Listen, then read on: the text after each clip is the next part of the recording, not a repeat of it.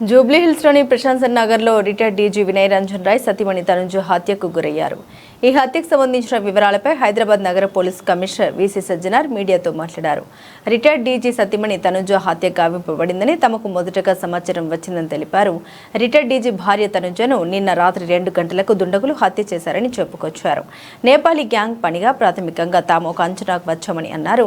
కొన్ని క్లూస్ లభించాయని ఆ క్లూస్ ఆధారంగా ఈ కేసు దర్యాప్తు చేపట్టామని తెలిపారు. నేపాలీ పని వాళ్లపై అందరూ అప్రమత్తంగా ఉండాలని సూచించారు.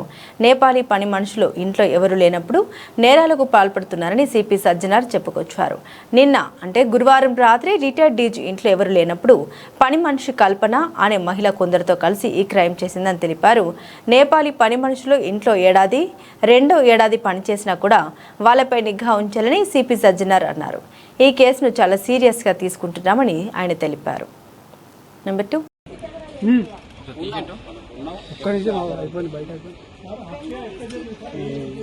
అంటే వాళ్ళు మేడంని చేయి కట్టేసి నోట్లో గుడ్డ పెట్టేసి పెట్టడం జరిగింది. యూజువలీ అది ఒక మోడస్ ఆపరండి. ఇక్కడ అన్ఫార్చునేట్లీ మేడము ఆ ఒక సఫోకేషన్ వల్ల చనిపోవడం జరిగింది.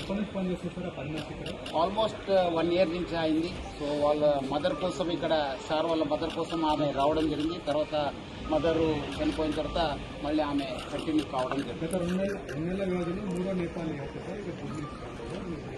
అందుకు నేను ప్రజలందరూ కూడా మనం ఇంటికి వెళ్ళి ప్రచారం చేయడం జరుగుతుంది.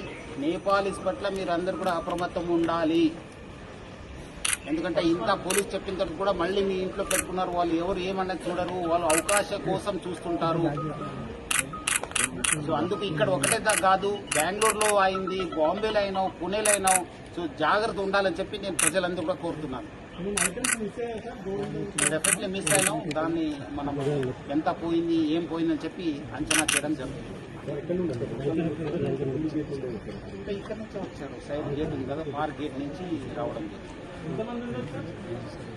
అది మనము వర్కౌట్ చేస్తున్నాం.